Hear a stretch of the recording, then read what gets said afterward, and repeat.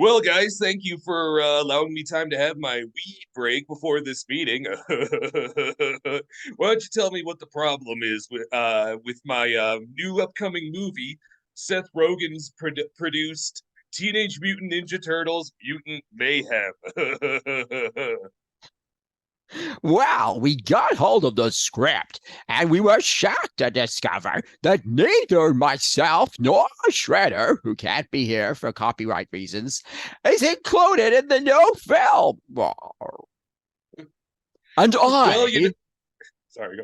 sir, please, and I, Dragon Lord, from the 1997 swept under the rug disaster that was Teenage Mutant Ninja Turtles: The Next Mutation, was also not featured in the script.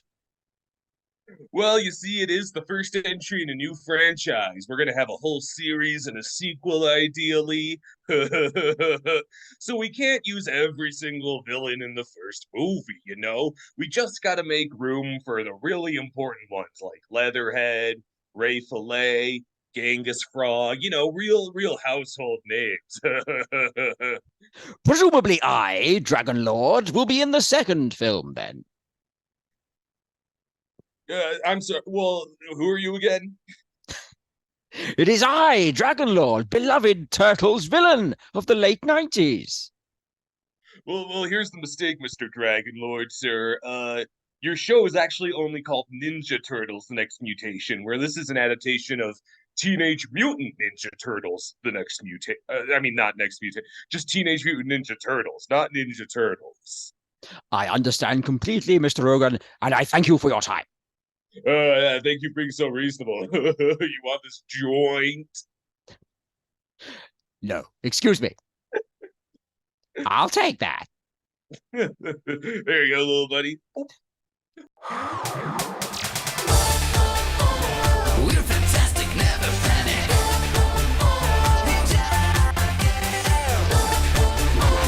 Ninja Turtles. We're gonna fight. We make it right. We won't stop till the morning light.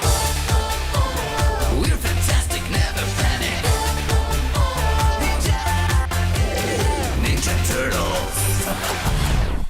So we're appropriately excited for Teenage Mutant Ninja Turtles: Mutant Mayhem, the upcoming Ninja Turtles movie, presumably spinning off the new generation, new art style of Turtles at Paramount for moving forward for a little bit. It's already been announced that a series and a sequel film are kind of in the works there.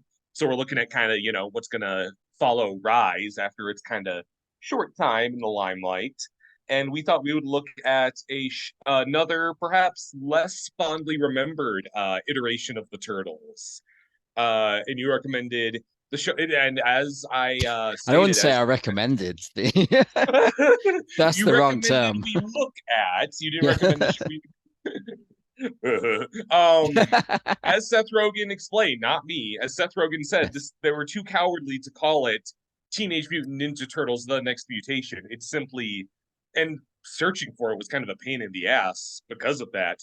It's simply Ninja Turtles: The Next Mutation. I think because they were like 7 words is too many. It might be because I think they're meant to be out of their teens in this. It may be a conscious choice because they're a bit Oh, older. so they're like Maybe that's giving people too much credit, but I think maybe that's why it's meant to be like that. early 20s Ninja Turtles. Perhaps so, yeah. Like just 18 Mm. Ninja Turtles. I Is don't this know. intended to be in the same continuity as the cartoon? No. Okay. It's supposedly, I don't think we ever get confirmation one way or the other, but I Hmm. believe it is meant to follow on from the movies. Oh, I guess that makes a little more sense because the costumes and It's got a yeah, yeah. few things that they take from the movies. Like they're in the like the underground lair by the I want to say like rail station, subway station. That's the lair they had in the second and the third movie. I see.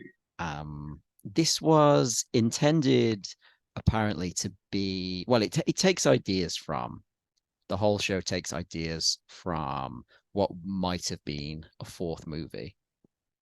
Okay. which apparently was going to feature more mutations for the characters, and it would have Like, had Splinter turning into a big Hulk-like creature, mm, Leonardo with like metal Colossus-like armor that came over huh. his skin.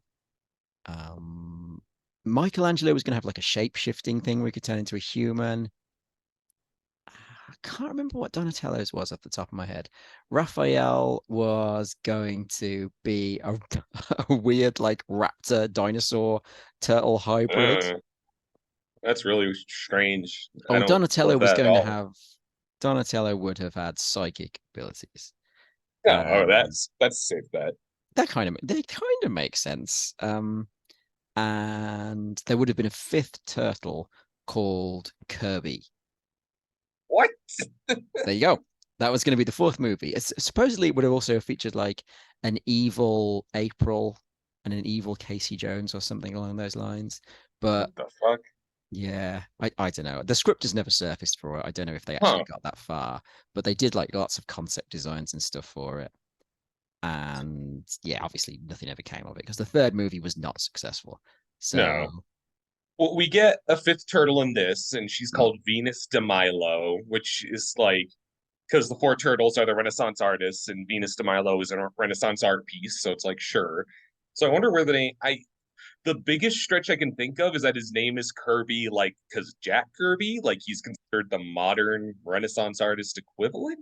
I think you're right. Yes, I think that's probably the case, and I think the Eastman and Laird were Jack Kirby fans, so that's maybe where that Uh, comes from. I don't have that 100% down, but I think that's probably the case. they Unless we're did just like forgetting some sort of Renaissance artist called Kirby and we're just absolute Philistines. uh, they should just shift to like Greek philosophers besides Renaissance artists, and the next four turtles are like Patroclus, Achilles. Oh, those are Greek here. Aristotle, yeah. Aristotle, Homer. Socrates. Yeah. Oh man. So this, So yeah. So sorry, you go ahead. You have all the context. That was yeah. So this was So as I say, the third film was not a success. They needed something, and they needed to. It's basically more or less made to keep people in work at yeah. at Mirage Studios because they were like, well, we They're don't like, have the cartoon. let's take this 90-minute project that didn't really work and stretch it to multiple episodes. Yeah, let's do it in 26 episodes instead. That's Yeah. what people want because they didn't like that third movie. The third Yeah. movie had problems though. It was like a time travel adventure with no familiar characters or anything to it. Hmm. I heard And I don't think I've watched that one, but I've heard it's really bad. I've not watched it for probably about 20 years. I'll revisit it one day perhaps, but I don't remember enjoying it very much. It's one of Hmm. those whenever there was a Turtles project in the 90s and it didn't have like Krang or Bebop and Rocksteady or like Baxter Stockman or like, your familiar Yeah. sort of mutant, your fun characters. I always remember being just sitting there with crushing disappointment and Oh just being like, where's Bebop? Like, who's fucking Tucker and Raza? I don't care about them. Why are they in feudal Japan? I don't care about this. yeah.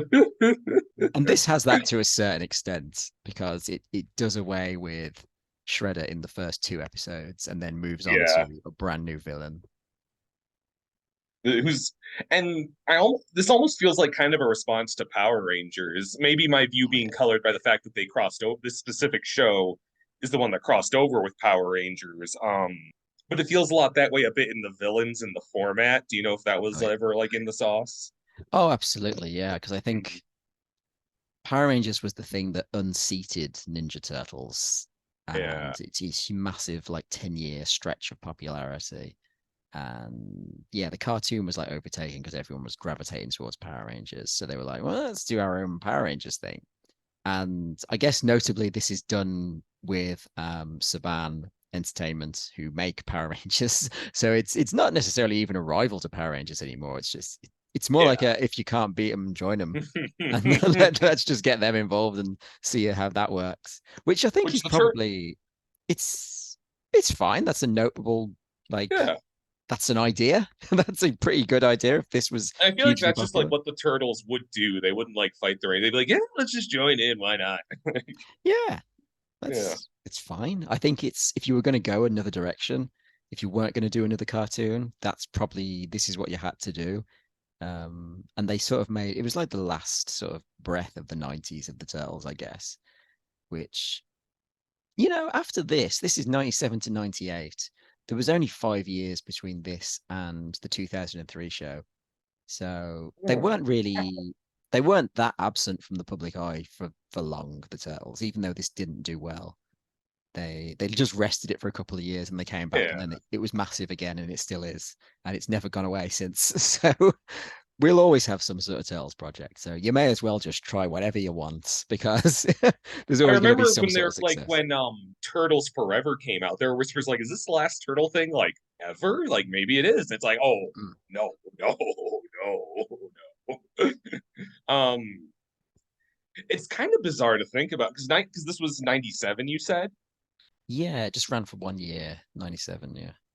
Oh, and showing my age because I'm a bit younger than you. That's the year I was born, and I Oh, remember, yeah, and I remember being like cognizant enough to watch and enjoy 2003 Turtles, mm. which would have come out when I was 5.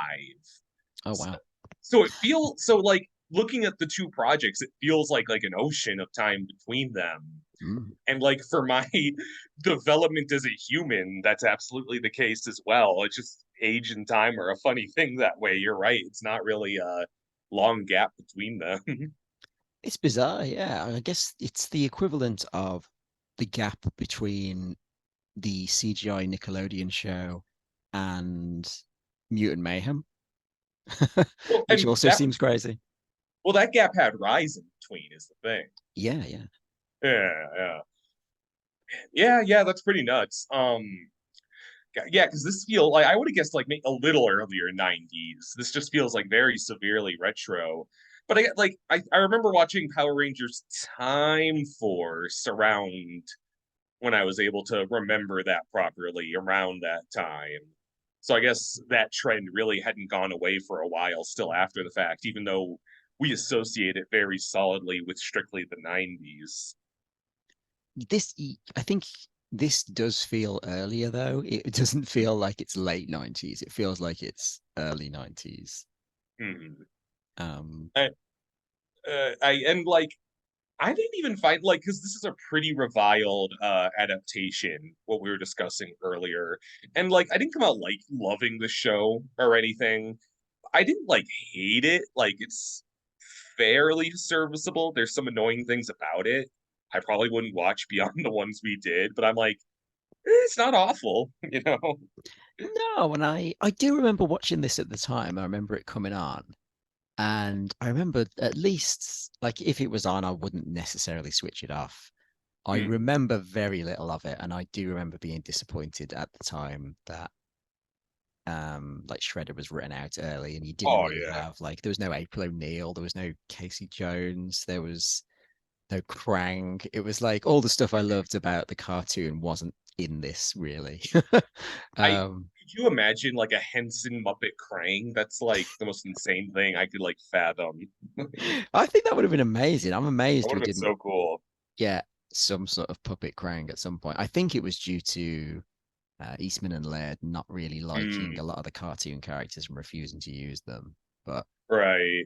I mean, they've changed their mind since because they've incorporated Krang and Bebop and Rocksteady and loads of other stuff from the cartoon into the comics. So it's But there's a lot of those. That's why it's Taka and Razor in the second one as opposed to Bebop and Rocksteady because there were those walls at that time. yeah. I think it was also where we got Tucker and Rizzo was because the studio could create their own mutants and they didn't have to pay the rights for Yeah, Rocksteady. It's cost saving and some creator bitterness, I think, combined. yeah.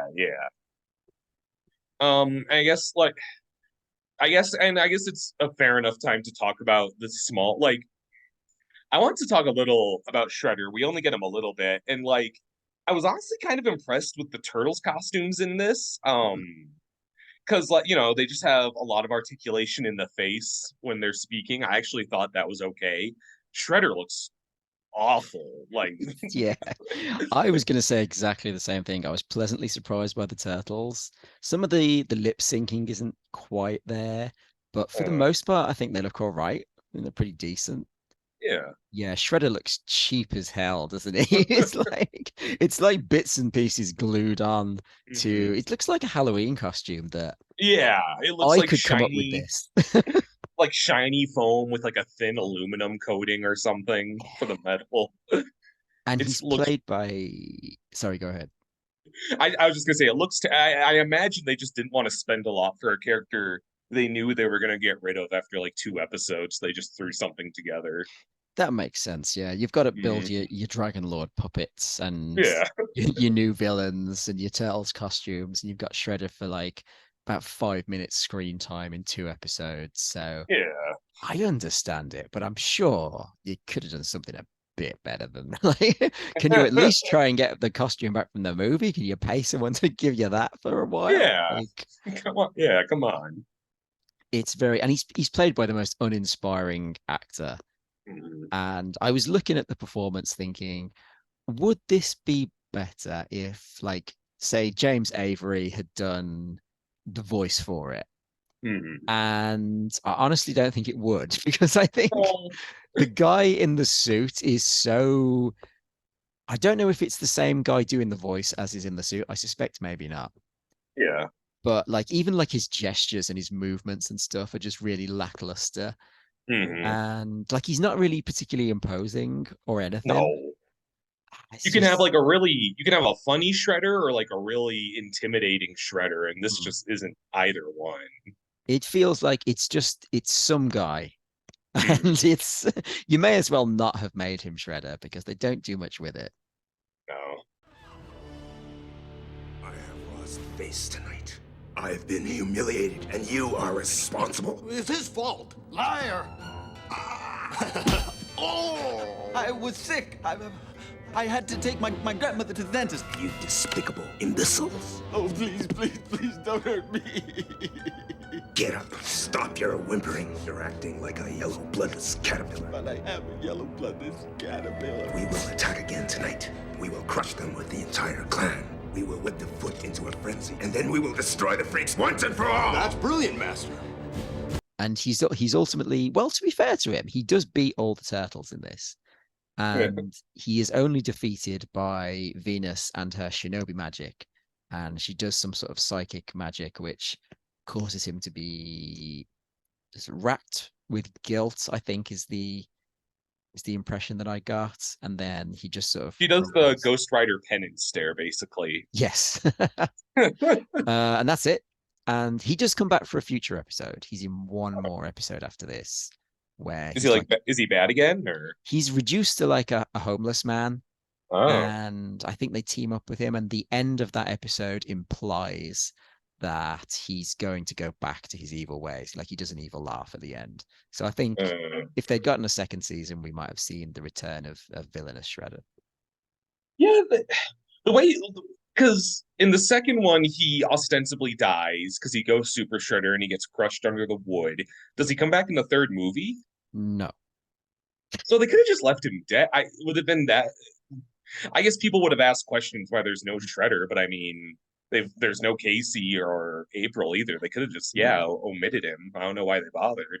There's no point really. Yeah, I guess Yeah, they wanted like to build up to Dragon Lord perhaps, but I think you could have easily just had Dragon Lord in the first episode, or even just like a random Foot Clan villain or something. I don't know. I don't think he was needed. He's the most lackluster Shredder we've ever had, hmm. and we've got William Sadler Shredder.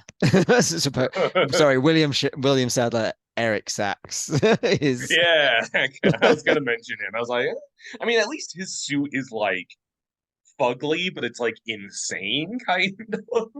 Like I there's just yeah. there's like jagged swords sticking out of every direction, like a 2-year-old designed it. Yeah, I get why he had to be. It's like a big mech suit, isn't it? And I get why they Kinda. had to do that because they made the turtles massive. So you needed Oh. someone. If he was like regular size, they would have just like stomped on him. So you kind of needed someone in a big, ridiculous suit, but it doesn't look good. And it's very clear that it was meant to be some white guy. And then they went back in and just had to edit in a couple of scenes of a Japanese guy to say, no, no, no, this is Shredder. At least this Shredder And is then he's Japanese.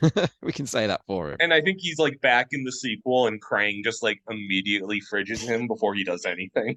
Yeah, they make him look way cooler in the sequel. Yeah. And they get like a better actor for him, and then he does absolutely nothing for the whole movie. Because that So movie is all Bebop and Rocksteady hours it for the is. better, honestly. Well, they're great in that movie. Yeah, it's a Yeah, very lovable incarnation of Big Rock and Rocksteady, I think. Isn't it? completely. And Brad Garrett Krang. Oh yeah, yeah. Well, I always forget because I think it was like in an early version it was Fred Armisen, but I think and I always forgot which one they actually went with because I think either one is a good choice. But Yeah, I think that movie's a little fun. It gets a little too, I like Tyler Perry as Baxter Stockman too. I think those movies had great casting. Yeah. Like for a lot of those characters. It's a shame we didn't get a third one. I've been intrigued as to what we got in a third movie. Trying to think of who it would be. I don't know. I feel like Michael Bay is kind of in bed with Mark Wahlberg a bit, so it'd be like a weird, like Mark Wahlberg, I don't know, Mondo Gecko or something. Be all right with that. Yeah, why not? Or Mark Wahlberg Triceraton Commander or something. Oh yeah, I could see that. No, it'd be like a John Cena Triceraton, I think. Yeah, that could work. John Cena Yeah, is Rocksteady in the new movie, isn't he? yeah, he's Rocksteady and Seth Rogen is Bebop. Yeah, that's good casting. I like that a lot. And Seth Rogen is just getting off on playing Warthogs because he was also Pumbaa in the Lion King remake that we Oh, don't of talk about. course. Of Yeah, course, yeah. One of the better pieces he casted in that movie, actually. yeah, it's a little bit fun. Man, yeah. And So yeah, Shredder. Sorry. what is the actual story of? We watched the first 5 episodes, and I guess the overall story of these is we have 2 episodes that sort of deal with defeating Shredder. It's never explained how Shredder has returned from the dead, if this is indeed the live action universe, or if indeed he died. So it's never acknowledged. Let's not worry about it. But Right. this starts off with there's a guy in China who's sort of is it called dream walking? Is that what they do? Um, Something like that. He can like because there's like this demon in a mirror or something, and like I didn't really there's get. a realm. There's like a realm you can go to by meditating super hard. And eventually, I think was it the Dragon Lord kind of disrupts that, and that's how he escapes into the physical plane. Yes. So Splinter and this Chinese guy that he used to know many years ago, they sort of commune via the dream realm. Splinter finds out that the dragons are now in the dream realm and they're planning to return after being imprisoned centuries ago. Chinese dude sends his apprentice to warn Splinter and the turtles about this. His apprentice arrives and she is revealed to be a turtle herself. And she does Right. actually have a name, but the turtles decide to ignore that and they call her Venus. Yeah. And it is made very clear for all of us that they are not related by blood. She is not their sister. They are not brothers. There is no incest here. There is no turtle incest. Don't worry about it. Let's get that out of the way in the first episode in a Well, very it's deliberate bit of dialogue. I think it's Mikey who the instant he lays eyes on her is just like Tex Avery wolfing over her, like whoa, like completely enamored with her within second. And she's got this gross. She's got like she looks like all the other turtles except she's a little taller and skinnier, and her shell curvature gives her like turtle shell boobs, kind of. There's always something, isn't there? There's always something like Yeah. that. Just so you know, this is the girl one. It has shell tits. Don't worry. Yeah. Um, What do we think of Venus de Milo the Turtle? What do we think of the concept of a female turtle? I don't mind it. I know it's very reviled by a lot of the hmm, fan base. I think it's all right. I don't think introducing a fifth turtle is that bad. It does sort of stink of, Jump the Shark late season hmm. sitcom antics where they just introduce like a wacky, like Roy in The Simpsons. She's like, yeah, big cousin Oliver character. Yeah. Um, But she's not a poochie. no, I think the problem there, I think and like, I don't mind her either. I can kind of take her because isn't she kind of in the IDW comics, but they've retconned her recently to be like a fucked up clone or something? I haven't gone that far in the comics, actually. I don't know. I feel like I caught wind of something. So I'm sure she's in them. I think it's something to that effect, something kind of weird. Okay. And I guess the only thing that I kind of take a little and not even like I'm not that invested in this short-lived series, but I think the only like problem with the writing is that she kind of she comes in, she appears, and she kind of shows up the turtles at their own game. Like she's because she doesn't have a weapon, I don't think. She relies on shinobi magic, which is kind of cool. Hmm. I dig it. But she's also like constantly just like how like she's like, "Oh, you're also angry and impulsive. How did you ever like become ninjas?" As if the turtles haven't been like training the whole series and it's like, so what did they suddenly regress? Like what makes her so much better? Like they've been like what was say that to Splinter's face, lady. Come Yeah, I on. know. Like Yeah. Get out yeah, of yeah. my house. Like, just Yeah. kicks her out. Yeah. and and I'm not and like I guess the problem is that the show isn't putting in the if this were a version, I guess what I'm trying to say, where the turtles like the shredders disappeared for a year and the turtles have just been eating pizza and playing Tetris for like a year and they're a little out of shape and out of practice Hmm. and this like more contemporary shinobi shows up and reminds them that that's kind of the situation they're in. That'd be one, but she kind of comes out of nowhere and is like, "You guys suck, and you've sucked this whole time, even though Yeah. you've had like a beloved master we're gonna save." It doesn't add up to me.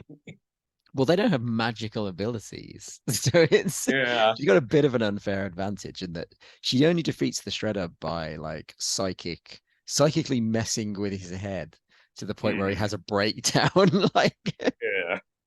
You're thinking about Chang'e. He was my father. I was his daughter. He must have loved you very much. I want to help you and your brothers rescue your master Splinter. I will teach you to walk in the realm of dreams. Thank you, but we're not brothers. You mean none of you are related by blood? No, we're pet shop turtles. Born and bred on a turtle farm. So are you. So I am not your sister? No, you and I are just mutant boy and mutant girl. No relation. We should return to your home in the toilet. You mean sewer? What's the difference? what did we think of Dragon Lord as a villain? Uh, man, I let's yeah. There are a few loaded question. Few things about Dragon Lord. Number one, bad name. Um, because every Ninja Turtles villain's name is like catchy and a bit of a like it almost always sounds like it's like a nickname the Turtles came up with more so than something they did. Yeah, which was something they do in the 2012 show where it's like Mikey comes up with all the villain names.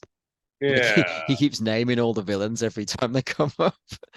Um yeah, in this, yeah, you got Shredder, Krang, Bebop, Rocksteady. Oh, it does always make me laugh that Baxter Stockman is just some guy's name, and he doesn't get like he doesn't get a I cool think name. now and then he's just called the Fly, right? He does get called Baxter Fly at some point. Like Shredder calls him Yeah. Baxter Fly. Um, I guess he might be Superfly in the new movie. We don't know yet. It's out Yeah, it's a little unclear. in 2 days as of we record this, so we don't know what the twist, if any, will be regarding Yeah. the new Superfly villain. I just think he looks so cool. I think that's such a cool design. They all do, yeah. The animation yeah. designs for all those characters look so good. So pumped for that movie.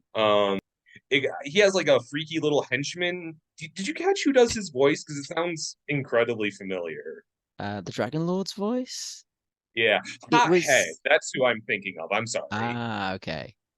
I thought Dragon Lord was being voiced by David Kay, who was Megatron from Beast Wars, Right. but I looked him up and he's not.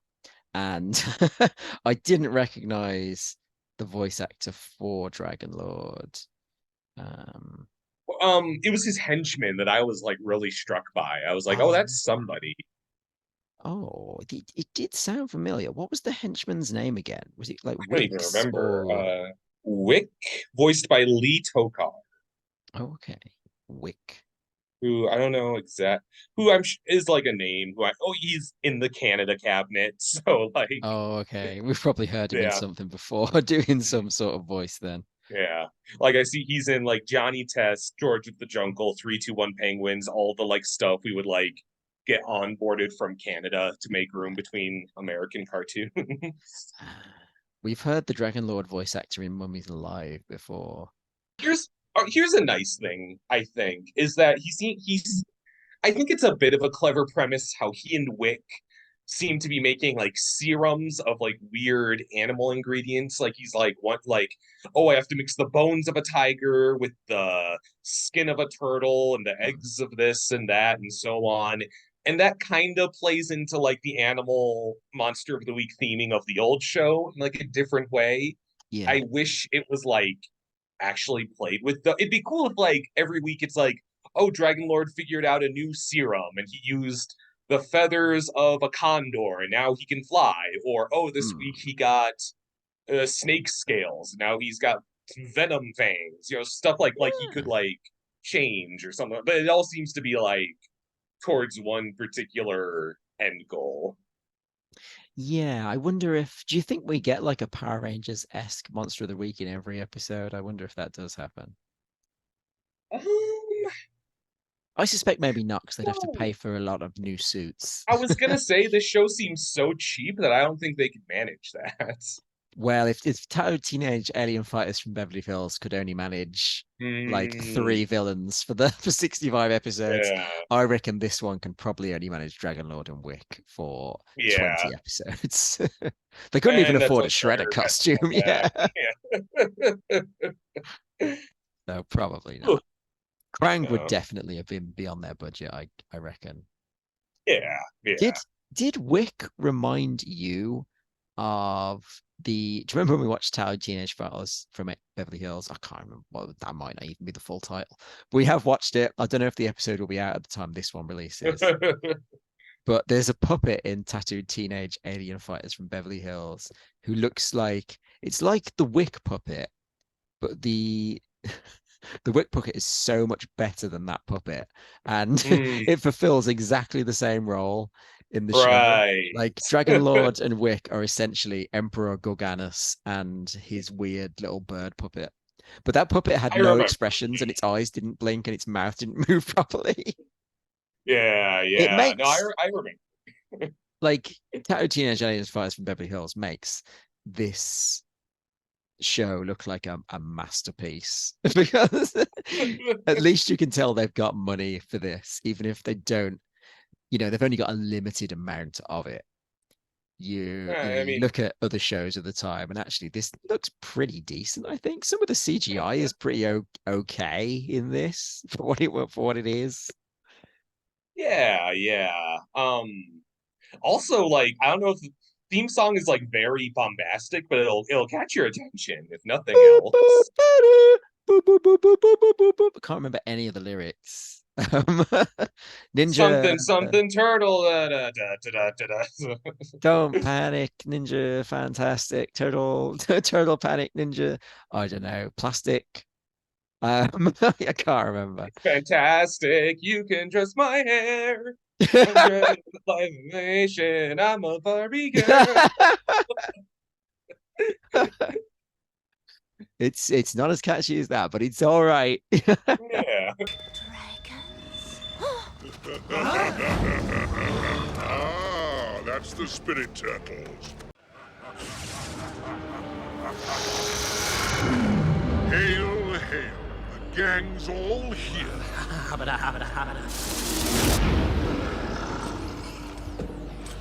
Marvelous. I knew you would come.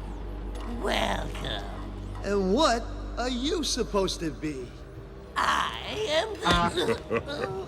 I am the exalted Lord and Master of the Dragon Empire. I am the infinite infernal serpent. I am the Dragon Lord. How do you fit that on a business card? The dude's insane in the memory. I have been listening to this bagpipe for 3 days. We've come to take Splinter home. But of course. Hey.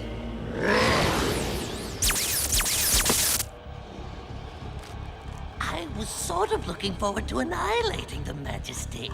The dragon is a liar. If you were a gift horse, I would look in your mouth, count your teeth. Oh, I'll show you my teeth, rat. You'll find them quite sharp. So, you're just gonna let us split? Baloney. What's the catch? I thought it might be amusing to hunt you. We get so little exercise here in the realm of dreams. Yeah, we don't run. Oh, no.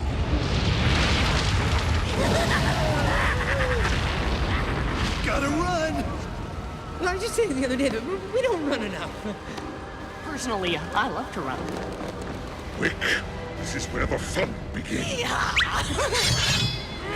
Follow them into the vortex. Let me ask you this. Do you prefer Dragon Lord or do you prefer Lord Dreg? Lord Dreg is Tony J, at least. And Lord Dreg has kind of a funny line. He's like, he tells a kid, like, "You're impetuous and bratty." I like that about you. He's got a couple moments, even if I don't care much for him. Lord Dreg's main problem, I think, is that he supplants Shredder and Krang. Yeah, that shouldn't. Whereas Dragon Lord seems to at least somewhat share the spotlight. I guess we just don't know to what degree, per se. Yeah, I guess he feels like a very similar character. It feels like you could have called Dragon Lord Lord Dreg. Yeah. I don't know. Maybe Dragon Lord is. I like the concept of Dragon Lord, of him being like a more magical, mystical character who turns up. And I think Dragon Lord would have worked better in the cartoon, and I think Dreg would have worked better in this show. Actually, yeah, because then they could like do like more like Power Ranger-y stuff with like a more sci-fi centered bad guy.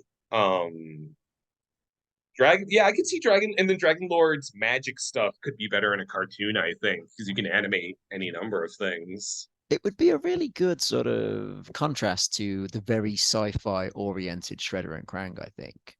Yeah. You suddenly changed like a mystical dragon dude, and you tied that in more with like mythology and ancient history and stuff, and magical abilities and more ninja-y type stuff. Maybe that would have been a cool direction for the cartoon. And then, like you say, get Dreg the alien in this, have him in like his spaceship every week or something. Maybe that would have been a bit more interesting. And regardless of the medium, have the voice actor for Dragon Lord take a second pass when naming potion ingredients when he mentions dolphin scum. And I was like, excuse me? Come again, please?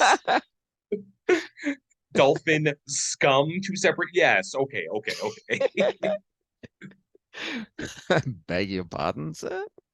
I really was like, what the Do you want to take another crack at that line?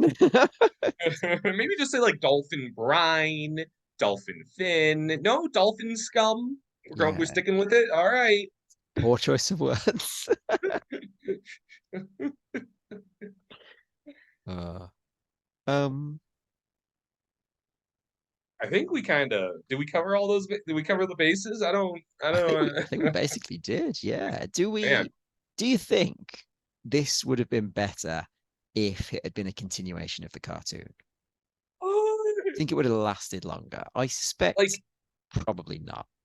But Well, like, are you asking like in the sense that it would also continue to be animated, yes, or yeah. Say if this was just like season 11 of hmm. Teenage Mutant Ninja Turtles, and they introduced a new turtle and they introduced a new villain, and it's like exactly the same. Well, maybe not. Maybe if it was like, because this would have been 2 years after the cartoon had ended, so maybe they'd come back with a slightly revised animation style, and yeah, just throw like new concepts at it, and it would be all be animated. Do you think it would have been any better than this?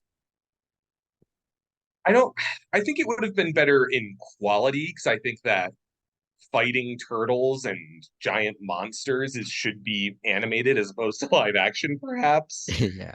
I don't think it would have necessarily done. I think it would have been over under on like quality because like I think 2 years is just awkward enough time gap that like the audience would have been like, huh, what turtles again? I don't know.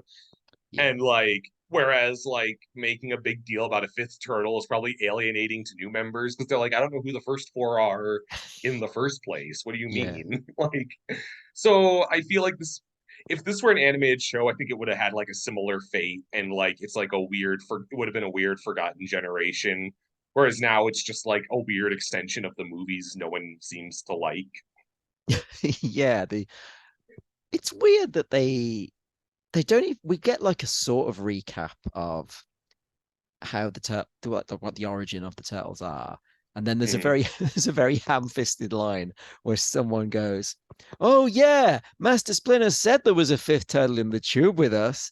Did he? Oh Did he ever yeah. mention that before? You've never brought it No. up." And just to be clear, from a different breed, like from the same breeder but different like moms. We're not. None of us are related. Just to clarify again. Yeah. Like, I see why they keep doing that. But it's very clear, like, well, why don't you just not have her be a romantic interest, and then that's solve your problem? Yeah. There'd be no issue with her just being their Get sister the and that fuck out being of my office. No, we need to no, the turtles have to have romance. Well, Next So. Mutation, more like bad adaptation. Ooh. I wouldn't recommend this to anyone. And I don't think it's worth your time. I don't think you'll get anything out of it. I think maybe watch the first episode and it gives you a flavor of what you're going to be in for. Which of Seth Rogen's celebrity friends would voice Dragon Lord in the new adaptation? What's his name? Danny McBride. I could see that actually. It would be great casting. Yeah. Maybe they will get Danny. Maybe Danny McBride will end up being Krang or something. I could see that actually. Yeah. Oh, well, tune in next time when I don't know. Tune in next time when we add a weird female Poochie to every animal cartoon and create like weird having OCs. But she's not related to any of the characters. Don't worry about it. To be clear.